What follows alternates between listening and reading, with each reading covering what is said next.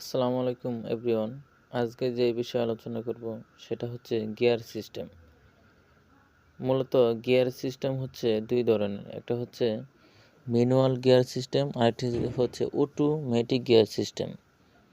তো এখানে যেটা দেখতেছেন এটা হচ্ছে অটোমেটিক সিস্টেম। তো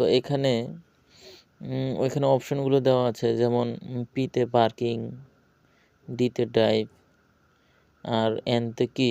এনতে বোঝাচ্ছে নিউট্রাল, আরতে রিভার্স মানে পিছনে।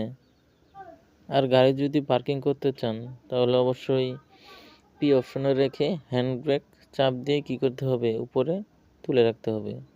তুলে রাখলেই কী হয়ে যাবে, গাড়ি পার্কিং অবস্থায় থাকবে।